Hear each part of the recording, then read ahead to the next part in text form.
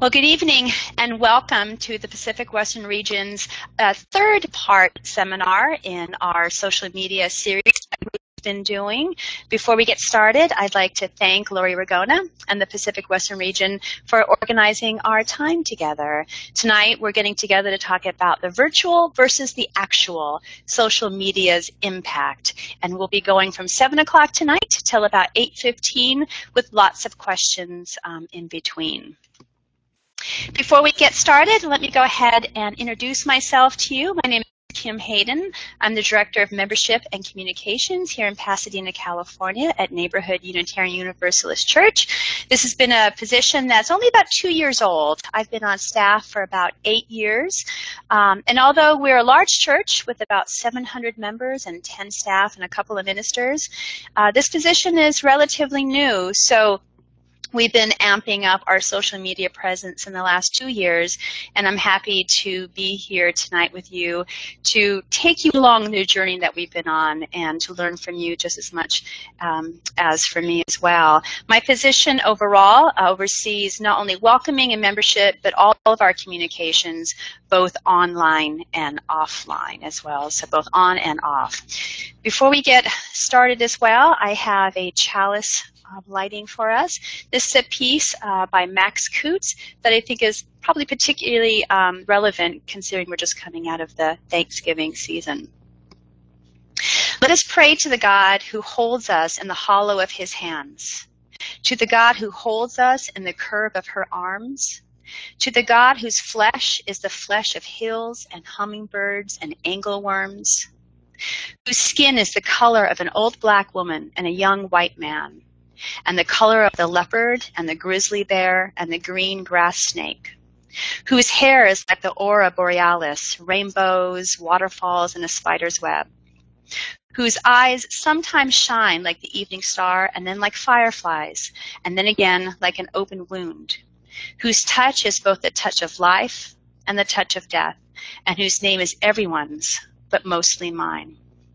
And what shall we pray? Let us say, thank you.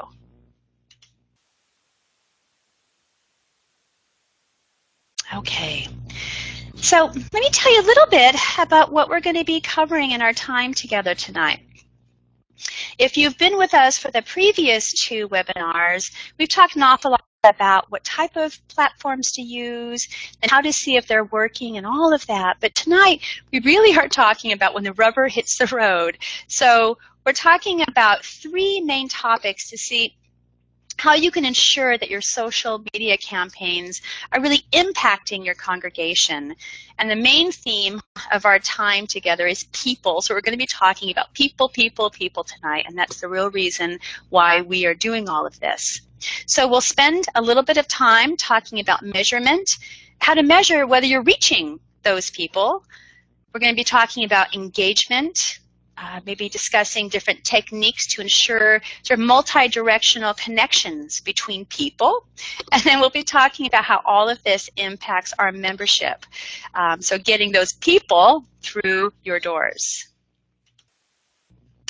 And, here's the piece I think is really important for all of us to keep in mind is that, none of this is an exact science, and we're all learning as we're going, and I think that's really important. And I love this piece that came from a Duke study a couple years ago that talked about that 49% of the people that do this professionally, they don't know whether it's really working. And I think that's important to keep in mind, is that we want to do the best that we can for our people and then just keep our eye on the ball as we go. Analytics can be confusing, and that's okay. We're all in the same place with that. But the most important thing before you're looking at evaluation tools and measurement and all of that is you need to figure out what your goals are. So why are you using a particular social media tool or a particular campaign? What do you hope to gain by it? For us here at Neighborhood, and this certainly isn't unique to us at all, but our social media work falls into 3 measurable categories. And when I'm doing something, I try to figure out, really which one a particular strategy I'm using is addressing, because then it helps me target a little bit as well. So one of our important pieces is our social media helps us with midweek connection. So Los Angeles is kind of a funny place that, you know, geographically things are kind of spread out, and with the LA traffic and all those freeways, we don't get people to a lot of things midweek. So it's very difficult for us to have midweek worship services or touch base or groups or things like that. So an opportunity to bring our spirituality and Unitarian Universalism to our members and friends throughout the week is really important. So we do a lot of that. So that's one of the pieces that we do. The other piece is outreach into the community. So some of our campaigns and some of the tools that we use help us reach beyond our congregation into our communities. And lastly, some of the pieces that we do are there because they help us increase the church's visibility and also to advertise our programs, to get the word out about the important work that we're all doing. If you've been doing social media for a while, or if this is new to you, what you already know, or what you will soon find out, is there are a lot of terrific resources that are out there, just terrific tutorials for us as well. Most of them are business-based, and whereas that can be fine, you have to do a little bit of translation for that. I find that it's better to find tutorials and things like that that are really focusing on nonprofits. It's a little closer to the work that we're doing, or better yet, pay attention to some of the great work that other churches are doing. That by far is the best way to do it. We will be providing some resource lists after the presentation that you can go to, and some of our previous webinars had those as well. There's some great Facebook groups where people can ask questions. You know, make sure you're comparing apples to apples. That will really help you so you have realistic expectations about what you can and can't do, and then perhaps know some of the pitfalls that might be unique to the work that we do. So in the past, we've talked an awful lot about analytics, and we got really deep into those. But tonight I want to talk a little more about some of the obvious things. So if you want to figure out what you're doing, if it's working or if it's not, it doesn't have to be overly complicated. So start with the obvious. And the obvious is to ask. And I think sometimes we get so caught up in the official way of doing things that we forget the easiest way to do that. You know, talk to, for me, sort of three categories of people who are using social media differently through us. You know, talk to your visitors if you can. Perhaps the people that might be on the periphery, people who are just visiting your social media sites. You know, figure out what's going on. Talk to the people that are coming for the first time. Have all of your orientational information. Ask people how they found out about you. Ask them if they've visited your social media sites. Talk to new members, because they will have a different perspective as well. And certainly talk to your longtime members. What are you currently doing that helps them? Maybe that hinders them, or that could make things a little bit easier for them. This is a very interesting piece to do, because you may spend a lot of time or some time or anything in between that you can squeeze out maintaining your social media, your website, your Facebook, and all of that. And what you might find is that people don't know what's going on. What are they aware of? And that's important to know. Not everyone is going to see everything that you're doing, so repetition can be a good thing. But talk to your folks, talk to your main audience, and see what's going on. Here's the other thing that you need to think about as well. You need to remember to listen, because you might be surprised by what you hear. You know, as I mentioned before, people are pretty overwhelmed with their daily input that's there. They may not have time to pay attention to what's going on. So one of the things that we're looking at is we're looking at trying to reach people in the best way with all of our information. And right now, in addition to Facebook and Twitter, our blogs, the website stuff that we do. We're investigating a subscription-based texting service where members have to opt in to get some of their our big announcements out. And I would certainly love to hear from you guys in the chat box if anyone is doing any of that.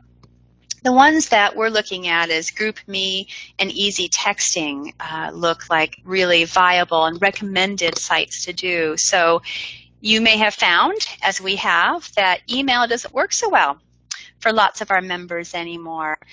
They're just, it's getting lost in the email shuffle, and texting tends to be a very good way to reach our members. So we're looking to do that, but as I said, it would be an opt-in.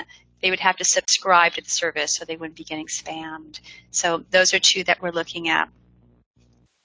When you're also listening to some of that feedback, I think it's really important that you listen to the negative comments or reviews as well and consider whether or not they're worth responding to. And I have an example here for you that I want to tell you a little bit about. So one of the pieces that there's been a lot of chatter in the social media world going on is Yelp. We think of Yelp as a tool that we use to find the best tacos in town, maybe a great park for the kids. It's a site that I'm sure you're all familiar with, which is a review-based piece. And many of our churches, ourselves included, have a number of reviews on Yelp. And in the social media world, we've been encouraging ourselves and our colleagues together to check out your Yelp review. You can see ours here. This is a screenshot that I took from our Yelp review that has a bunch of different things that's on there. There's pictures that are on there that have been taken by people, not by us. People uploaded them themselves. People can rate you with a number of stars. And not that you do much with this, but I think that it is an interesting piece to know. You need to know what's happening out there. When I look at this site, what I see is on the upper left-hand side, our names for the top Neighborhood Church of Pasadena. That's not our name.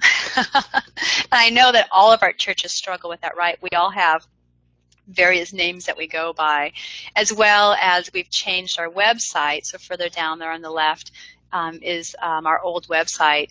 So I'm trying to get Yelp to change that. But, if you haven't already done it, I really encourage you to look at Yelp and see what people are saying about your church. And we do a lot of weddings. There's a lot of wedding things around there, but there's some people that really make some really thoughtful observations about our services that is really good feedback. Now, what do you do when you don't have such a positive review? And I think that's important because that is another form of feedback, and all feedback is really good. So let me show you one that's here. Now, this is a negative review that we got from a disgruntled visitor, so not a member, but someone who was with us, 3 to 4 months. As a communications professional, I've been trained, and I'm sure that some of you have the same stance, that we really don't engage in negative comments. It just sort of, we don't need to do that. And that's sort of old, when you used to work in newspapers and in the press, you didn't respond to those negative pieces. It always came across as being very defensive. So we don't respond to them. That's a policy that we have. We may contact someone, of course, individually, but I wouldn't go on to Yelp and, post a rebuttal to John T. from South Pasadena. That's not what's important. What is important, though, is what the negative review is saying about your congregation. And we do have some communication policies about what's appropriate and what's not appropriate as far as it pertains to the sites that we oversee. This particular one, there's a couple of reviews that was posted here where the comments mostly were untrue and they were bordering on slanderous. So we were able to contact Yelp with our concerns, and I wanted to show you what that looks like, because when you go to your Yelp site for us, because we've got a negative review, Yelp will have recommended reviews, meaning that they find that they're useful, and then they have reviews that they said are not useful. So this review doesn't come up unless you click on the one that says these are not recommended reviews, which is really interesting, and there's a little video that you can watch on your own if you go to Yelp about that. And that's, it seems very fair. It doesn't go away, and I think that's great, but they certainly took the time to evaluate it to see whether or not it was fair or not. It's the same thing with Google reviews as well. They have something very similar, although the Yelp one is much more transparent. So I wanted to show you that and show you what that looks like a little bit and what you can do about that.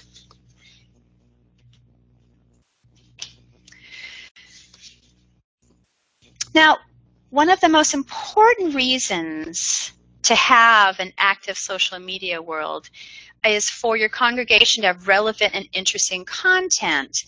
And the real reason, well, not the real reason, but one of the important reasons to have fresh content as being updated all the time is that it helps people find you when they go into Google and they do a search. So this is one of the ways that you can measure how effective you're being as far as your online visibility, but just knowing that the more that you post, the more that you have up there really helps things be really fresh. In the fancy social media jargon, and I'm sure some of you know this is called SEO, or search engine optimization, and it's exactly what it sounds like. It's figuring out the best way to get noticed online. When people do a search, how your name pops up higher in a search. When you have an active social media presence, your website content gets indexed faster. So those are the subheadings under your website when you do a search, and you'll see, like, big companies or bigger churches will have, their name will come up, and then they'll have, 4 or 5 different sort of subheadings that are below that. If you look at ours, just as an example, we're still struggling with this because right now we have 2 domain names out there and some incorrect names for our congregation. So Google's having a hard time indexing us. But I think that's important to point out. We've been doing this aggressively for a couple of years now, and it takes a little bit to do that, but we've certainly moved up higher in the index, and that's important. You want people to be able to find you better. The other thing, when you're paying attention to your online visibility, so as a way of measurement, a way of people to find you, is you have an increased ranking, which means you show up higher in the search, and you want that. So in addition to being indexed and having those subcategories, you show up higher. When I started this 2.5 years or so, our church didn't come up until page 5 of a generic Pasadena churches Google search. Now we're on page 4. I see that as a real improvement. Of course, if you do a search for neighborhood church or neighborhood Unitarian Universalist church, that comes up as the first one, which is great. But if you just do a generic Pasadena churches, we get a whole lot of churches, and we've got a couple of mega churches that are here as well. All right, and Lori's asking a great question. How do we see how we're indexed or ranked? That's a great question, Lori. Just search yourself. So go into Google. Google's a really good one to do because they reward you, and I'll tell you a little bit about that for some of your work. If you do a search, say, for your church's name, see where it pops up. How far down do you have to scroll in those search results to find you? So that shows your ranking. And whether or not you're indexed, if you've got any subheadings. So your subheadings might be About Us, Upcoming Sermons, Calendar of Events. That might be some of the things that pop up as well. So do searches for 2 things. Do a search for your actual name, your actual church's name, and then do a search for something generic like churches in Goleta. Do something like that and see what comes up. Again, information is really power. This measurement stuff doesn't have to be really, difficult or fancy. So do that. I think that's great. Here's the other thing. Using Google tools you get sort of rewarded for using Google. It helps you with your ranking. Now, the real reason it helps you is because, Google has sort of become a verb. You know what I mean? Well, let me Google that, is what people say. There are other great search engines that are out there. Bing and all of those ones are great, but Google is the one that really has their hand, their pulse on a lot of this. So that's what most people are doing, so that's what we're using as well. If you use some of the Google tools like Google Plus or AdWords, Google AdWords, that will get you ranked higher as well. It may not be fair, but that is true. AdWords is really interesting. This is a click to pay, and I'd be really interested to know if any of you have done this yet. I'm doing a little survey to see if I can find other churches that are doing AdWords. When you do a search, and let's say neighborhood church comes first anyway, but sometimes right above that there'll be another neighborhood church, like they're closely related. And if you're doing a search for, I don't know, coffee beans, you don't know, coffee beans comes up, you don't know which one to click on, but they're both the same. One of them might say ad next to it. That's because that company has created an ad word saying, let my company show up as an ad, let my church show up as an ad, to put me at the very top of that search. But here's the beauty of it, is that you only pay for that ad if people click on it. You only pay for that top if they click on it, which is really interesting.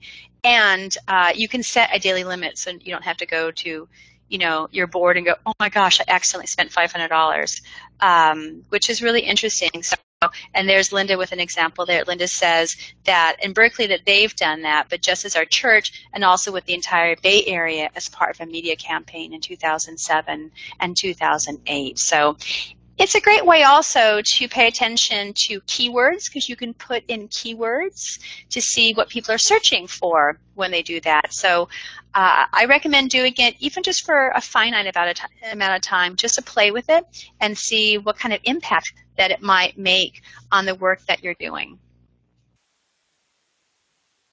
All right, so let's shift our focus a little bit now and talk about getting people involved and engaged with social media. So I want to talk about engagement more.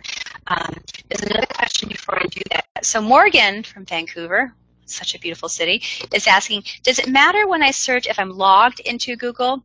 Put another way, do I get personalized results when I search UCV or Unitarian Church of Vancouver?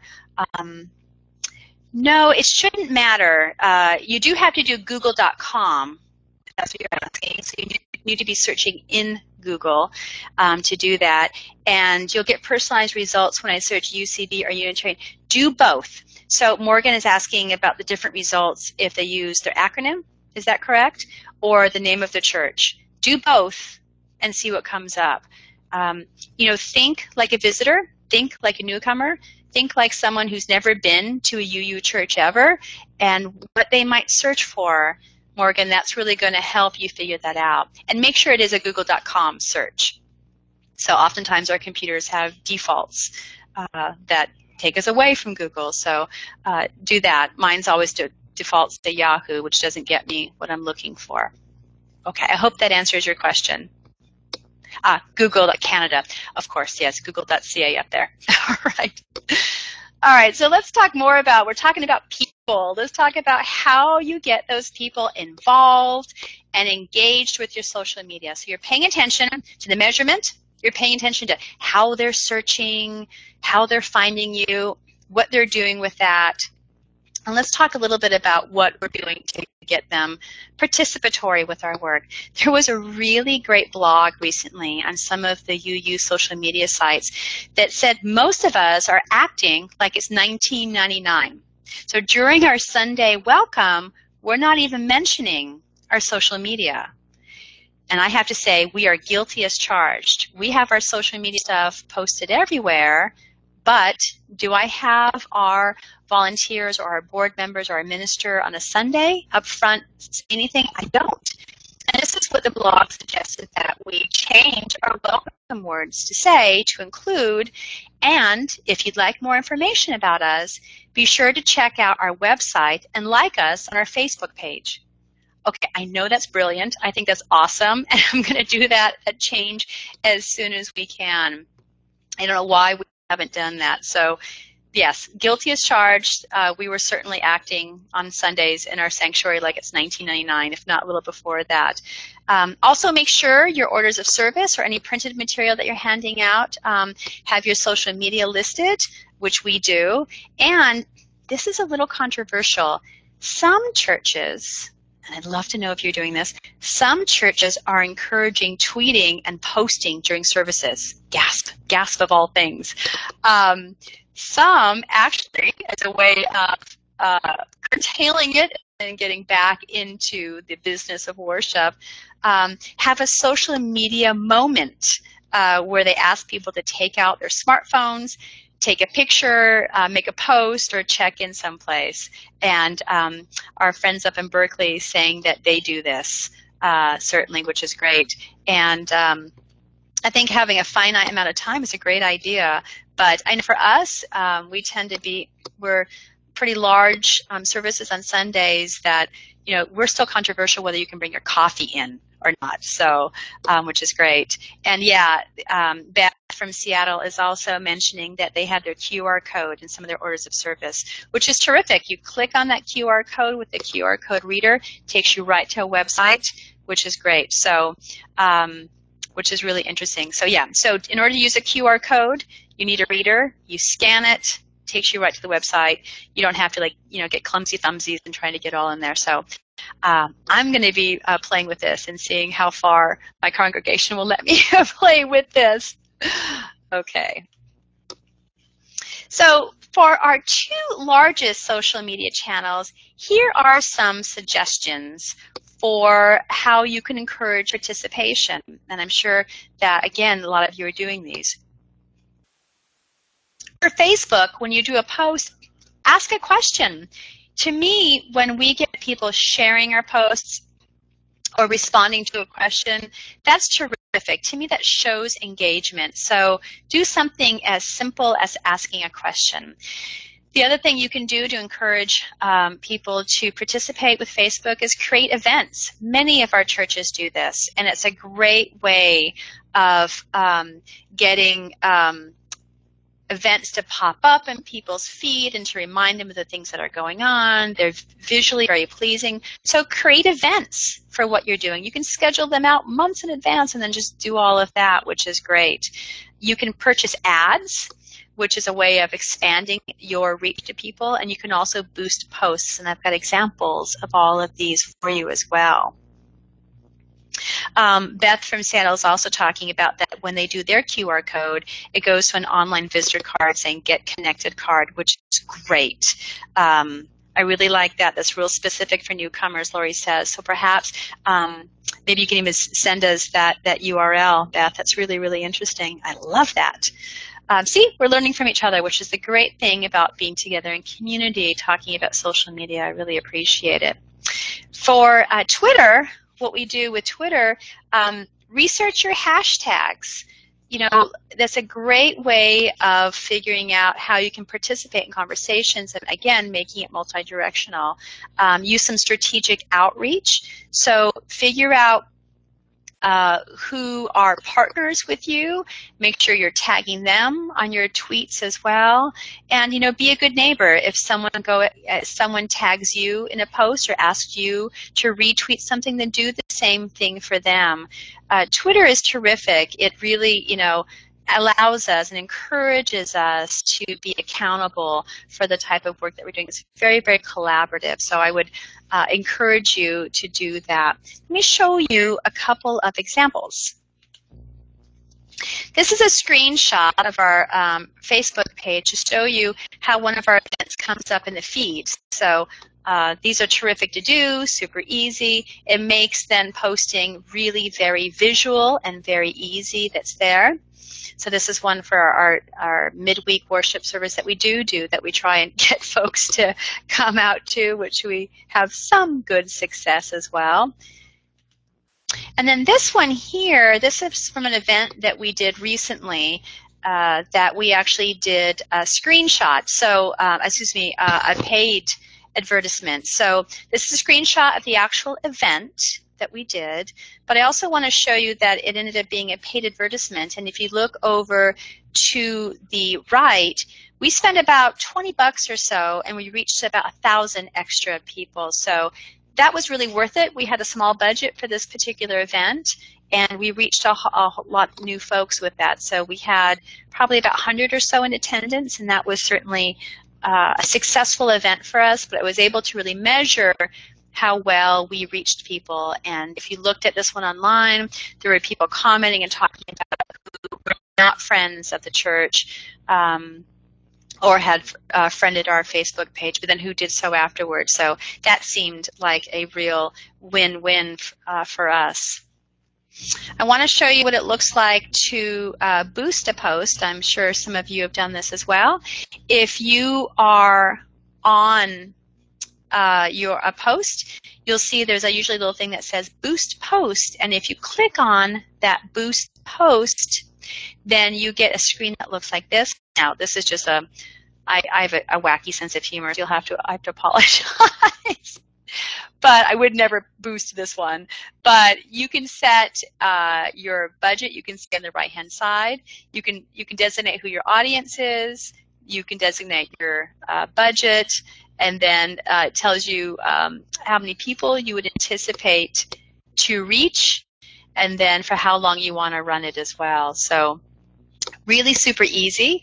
The real only difference between boosting a post and doing a paid advertisement is the advertisements have a much broader, much wider reach, and you can get very, very detailed about who you want to reach in the demographics. It's almost a little scary for who you can reach with that. You know, everyone with a green car. Okay, not really that specific, but it feels like that when you are doing it. So for Twitter, reaching people is all about hashtags. You know, think of hashtags as keywords. You know, you're using them to join a conversation or draw people's attention to your tweet. This is an ongoing list of UU hashtags that was initiated, a directory that was initiated by Reverend Naomi King and then turned over to the UU Social Media Lab for further development and expansion. And I think it's terrific, you know, being familiar with these types of things, paying attention to those directories so that you can be part of the right conversation. And then search Twitter for what hashtags already exist in your local area if you want to reach your community. You know, it doesn't do us a whole lot of good if we just want to hashtag Pasadena, but if I've got something that's really broad that I want to invite the larger community, that might work. You've also seen, you know, it doesn't make a whole lot of sense just to make up hashtag just to be funny. Have you seen those recently? You know, hashtag I want some more tea, you know, that kind of thing, because it's not going to go anywhere and just looks kind of silly. So for these, I would certainly do a little bit of research to see what is out there as far as the different hashtags that are there. Here's an example of a recent one that was done by Reverend Tandy Rogers, whom I know some of you know. She's a growth strategist with the UA based in the Pacific Northwest. And what you see about this is a piece that we retweeted, so sort of good, you know, Twitter karma that's there. She hashtagged a couple of different things. So this picture and this comment is going to show up in 3 different feeds, 3 different conversations. So it's going to show up at UU. It's going to show up at one that was trending during this time, Black Lives Matter, and also at Ferguson.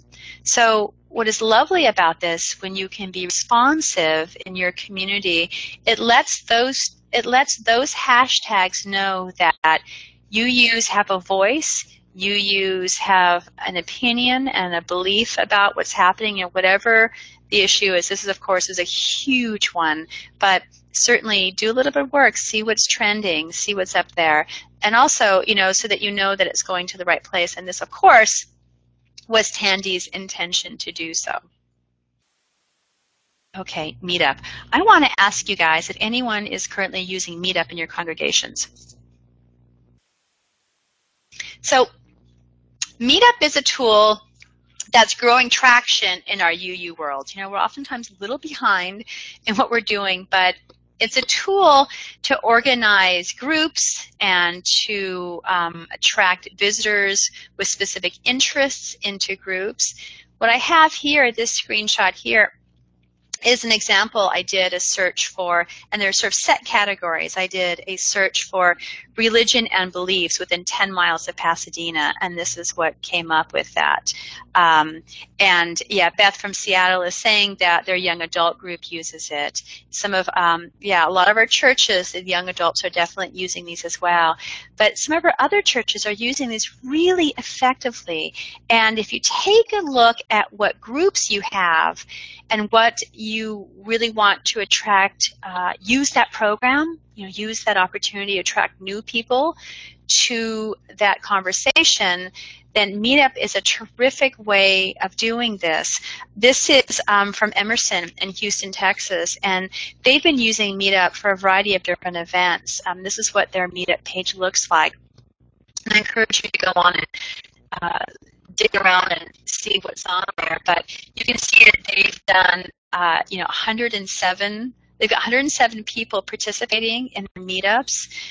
They've got 15 upcoming meetups. They've done 116 of these. So they're really quite seasoned and have been doing this. So, whether this translates into people, through your doors on a Sunday or not, I think it's a really good way of doing outreach into our communities with sort of the prophetic voice that we all have as Unitarian Universalists, and then encouraging them to come check us out on a Sunday. So I know that we haven't done that much. I think that we've got one group, our young adult group as well, Beth, has been doing a little bit of this as well.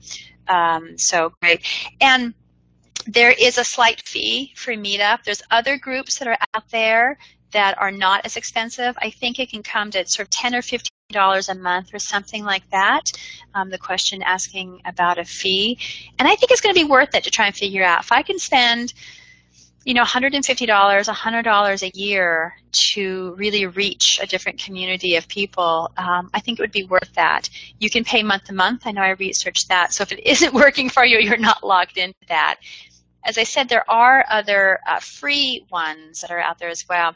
But this is the one that people are using. I think if you did a search for your local community in Meetup, you would be amazed what's there. So the question is, how do you get people to join your Meetup? You have to put it out there. So people that are familiar with Meetup, Linda, they're going to go in there and just sort of search and whatever interests them. So let's say you're interested in, there was one group I saw in my community called Beer God. So maybe you're interested in beer. You might type in beer in there. There's also a surfing one. Whatever interests you, if you're looking to join a group to do that, hiking group. So you would do a search. So in one way, there's a passive external way that people would be finding you. You know what I mean? So with their interests, they might say, I'm interested in environmentalism, and you've got a seventh principle group or something like that, They might find you that way. But at the same time, it could be a great way of organizing your own members. So it's sort of almost like a Facebook event. You're reminding people there are RSVPs. This is a good way of doing that as well. So, and they can invite their friends to it. So you still want to advertise it internally as well, and it becomes an organic growth thing. So I think it's a different way of packaging what we're already doing, but doing it in a way that's much more welcoming to the outside community, and it doesn't seem as internal. I know we don't mean it to be that way, but some of our inside, some of our groups feel a little internal, and we're wondering how come we can't attract new folks. So this is an experiment that we're going to try, and I'm going to give the Emerson folks a call and see if they'll share with me some of the bumps and successes that they've had with that. Okay.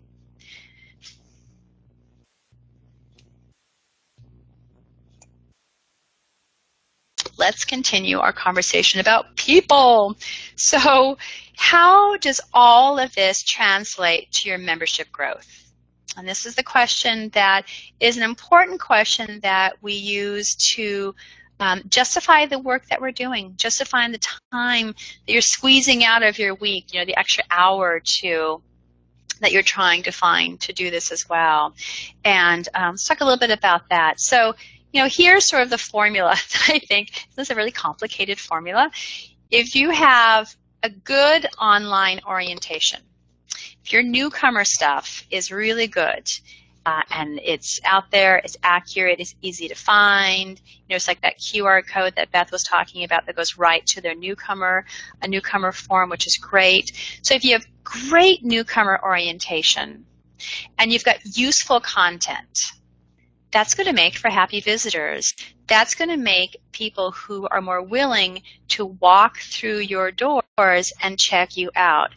And I know that this is certainly true for us because, remember, because we're asking them.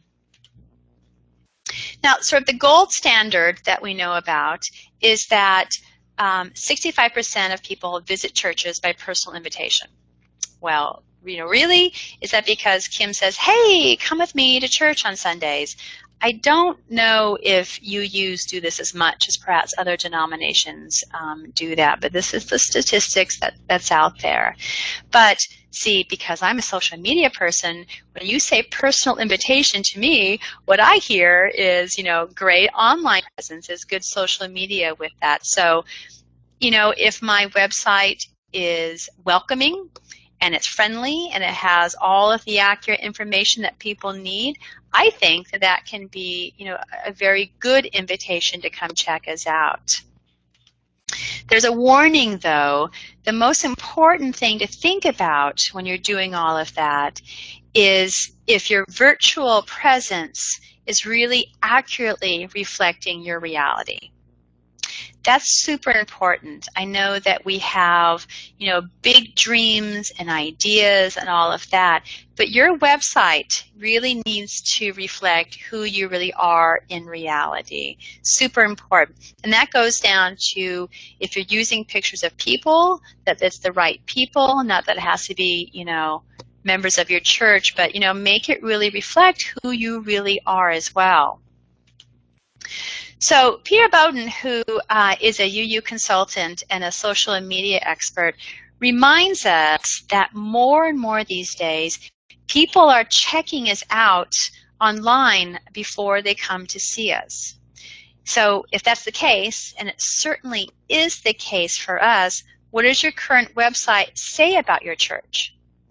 Is it updated? Is it fresh? And is, what is it saying? Is it easy to navigate? Is it internal? Is it newcomer friendly? We just went through a big rebranding earlier this year, and we did a whole new website in addition to a new domain name, because our old domain name really wasn't our church's name, so that doesn't make any sense. But our old website was very much, we're in sort of the historic part of Pasadena with the Craftsman houses. We're right next door at the Gamble House. And so our old website, which was Flash-based and very old as far as technology-based, was very stodgy and very traditional. Do you know what I mean? And, all the greens and browns of Craftsman.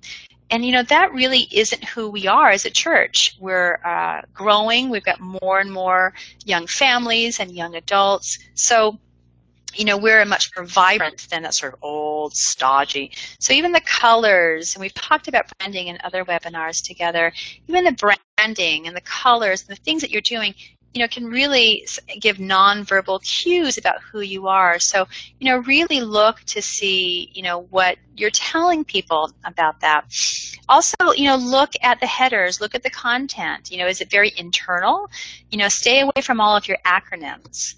So if you do that and you're being cognizant and knowing that all of these things are works in progress, these are always, documents that are being changed over and over again, then making sure that your website is fresh and up to date. If we understand that many people have done a lot of the research before we arrive, then what Peter tells us is that we can bump up the membership process. So he says if they've done all of that research and your website is up to date and it really reflects who you are, then they're really coming pre-qualified to join. So when they finally get to you, the actual visit is the verification phase. They're looking to see if you're walking your talk, and that's super important. So do we deliver on the promises we made online? And if so, and we do that, then Peter tells us that they're ready to join in about 3 visits. They're ready to become members in about 3 visits versus the traditional 7. So when are you doing your membership ask? Isn't that amazing? 3 visits, but they've already done all of the work. They kind of figure out who you are. You know, we've been caught a couple of times with our old website where people would come to us and ask us about something that wasn't happening anymore, that we hadn't taken down. So I think that that's really important to pay attention to. And by coming more prepared, what's happening is that your visitors are less anxious about the logistical details of our Sunday mornings. And they're ready to hear the message. They're ready to hear the content of what we have there. So don't underestimate the amount of newcomer stuff you can put on your website and your Facebook page, if that's appropriate for you as well. But, you know, we even have on ours what to wear, you know, so what people can expect, where to park, you know, all of that, what to do with your kids. So don't underestimate how much that you can do on that, because that's really important. So let's still talk about how social media then serves our people. So social media is particularly a terrific tool to reach your isolated or uninvolved members. I have great interactions with members who either don't come to church regularly, who are super busy, or who might be, you know, a little bit shyer or so. I have great conversations with them on Facebook, and I really feel as if I know what's going on with them. So just because they're not here, or because they're not the large extrovert, you know, on the patio with their coffee cup afterwards, you know, Facebook and your website can be a great way, your blogs, to keep them involved. And as far as the isolated things, here's what's really interesting. 38% of our Facebook friends don't live in our area or our state or in the country. So we have 38% of people that are all over the place. That are sort of spread throughout the world, you know, who are not going to be people who are walking to us on a Sunday, walking into our church at all. And social media is a really important way to reach out and connect with these people. So, you know, another really important way that social media can impact your people. And, you know, have you guys done that? Have you looked at your Facebook statistics to see who your friends are? It's really, really interesting. There, Lori's making a comment that I want you to make sure that you all see and capture in the recording. She said that a minister told her that she sometimes learns about congregants who might need pastoral care via social media. Right, we do all the time. I find that to be a really important part of the work that I do.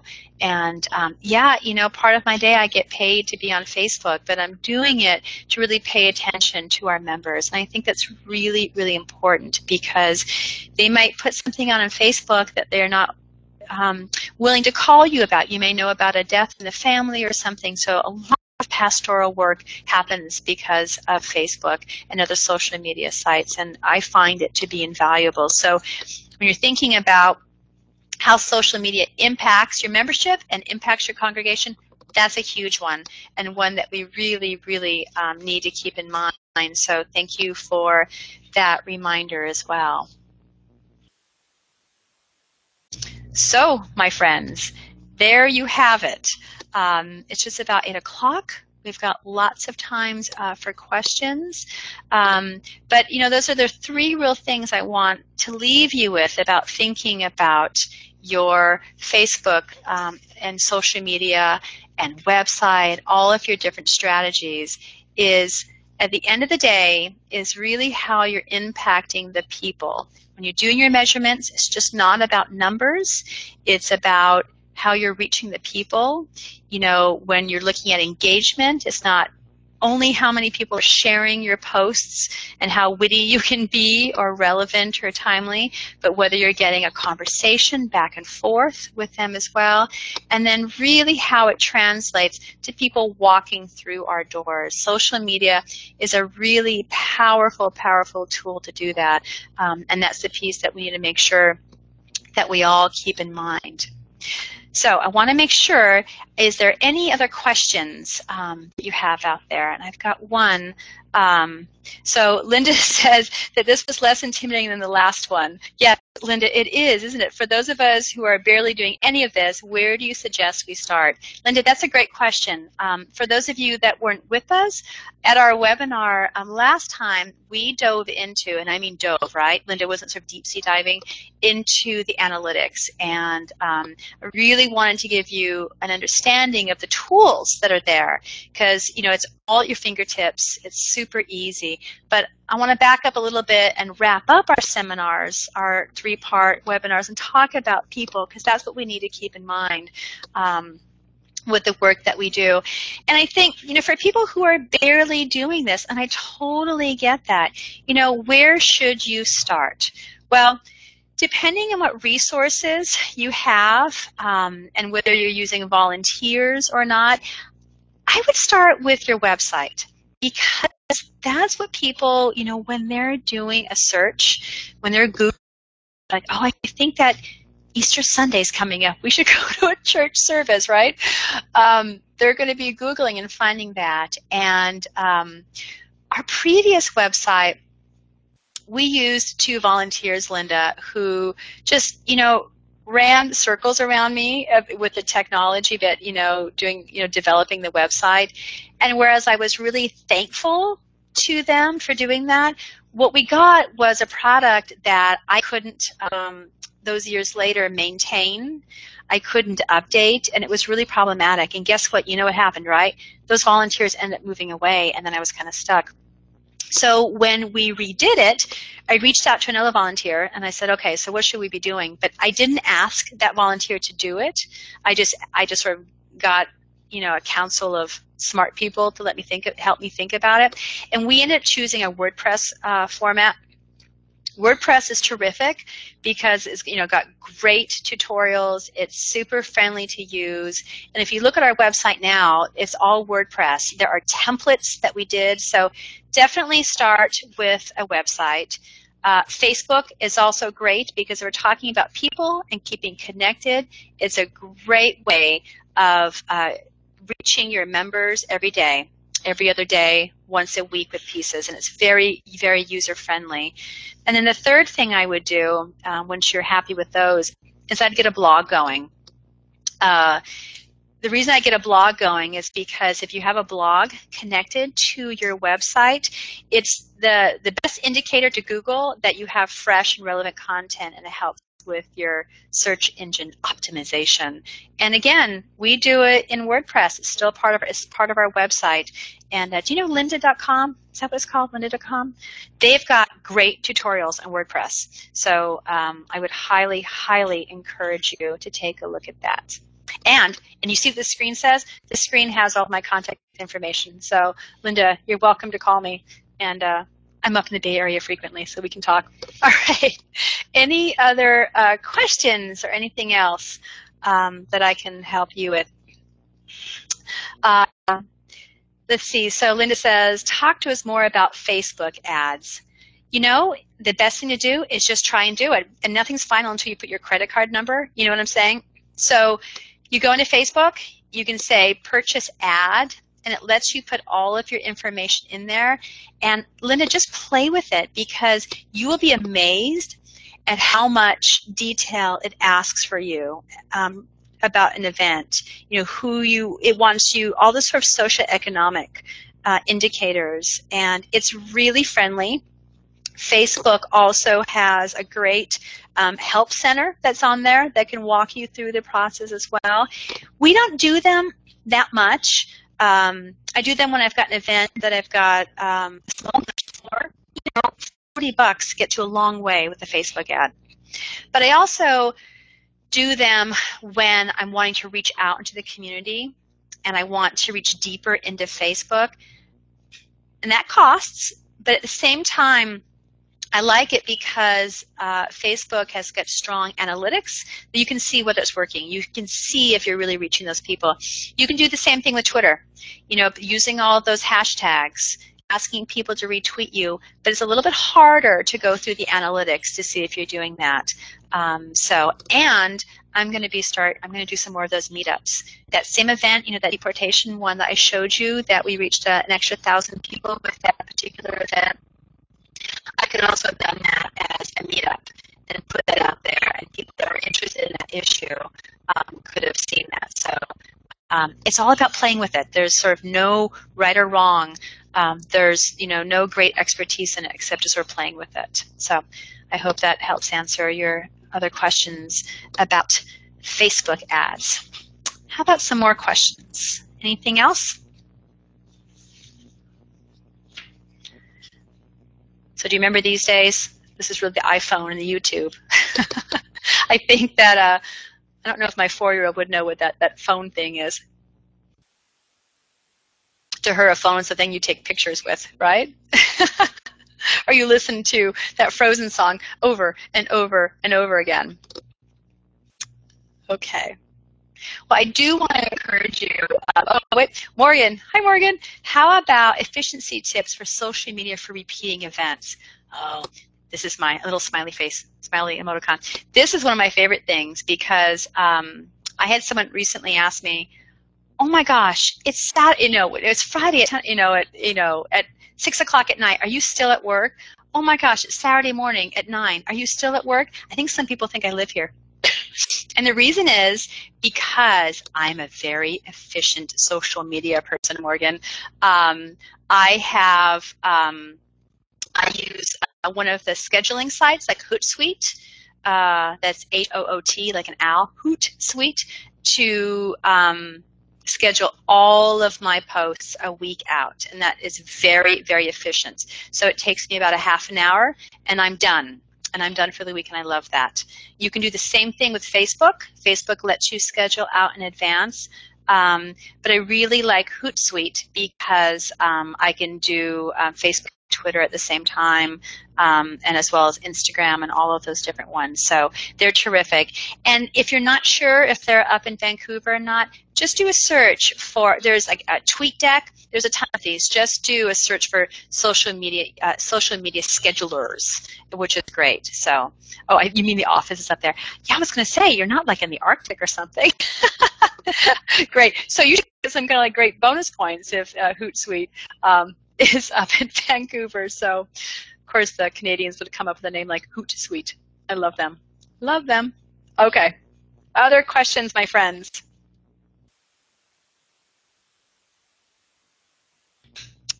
Okay. All right. Pictures and graphics for social media, Morgan's asking. I am super, super careful about this.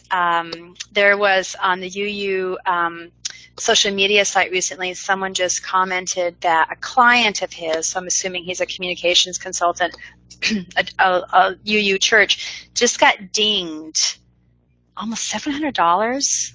Was it by Getty Images for using a copyrighted image? So please don't go and just Google an image and stick it on there. That's really important. So we make sure there's a couple things that you can do.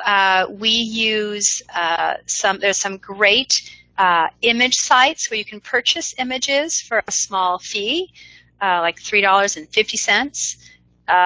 There are also some copyright-free sites that you can go to as well, and we can send all of these to you, Morgan, in our resources that we can send out after the event. Tomorrow we'll send that out to all of you. I would highly encourage you to research those, and then you know that you've got the copyright for those. Especially if you're doing like a media campaign where you're actually doing print with it as well, you want to have the rights to use those, and I think that that's really great. And then there are some great resources as also to create your own memes and things like that. We create a lot of our own graphics using copyright-free images and then some of our own church images. And the other pieces about pictures and graphics with social media is part of our policies is that we don't tag people in photographs on Facebook. So, and we never put children that we don't have. We got a photo opt-out, you know, a photo authorization from all of our youth religious education families. So we're really super careful about that. And the only time that, you know, we've ever contacted someone about an image that they posted is that they tagged someone, and so we're really careful about that. So, and yeah, and using, you know, PowerPoint is great for making your own. Morgan says he's using PowerPoint to make his own. So we'll send out some of those resources to you as well, because I think it's super important to keep in mind. And our last webinar, we had people suggesting lots of different ones that they'd like to use. That's great. All right. Other questions? We've got 5 minutes, my friends. It's awfully quiet. Going once? Going twice? Going 3 times? Well, I want to remind you that Lori will send you all a brief survey following us that you can take. You know, let us hear a little bit more about what you liked about the webinar, what else we can do to serve you in the future. If you have other questions, you know, please do send me an email, give me a call, you know, a tweet, whatever works. So please do that. I know that my Goleta friends sent me a lovely message on Facebook. So that was really, really nice and certainly made my day, so which is great. All right, so before we then wrap up for tonight, I have a closing words that I want to share with all of you. So we extinguish this chalice here that it might glow gently in our hearts. May it light your path as you leave this place. May it guide your way until we are together again. So thank you so very much for your time. May you have a blessed December, and I hope to hear from you soon.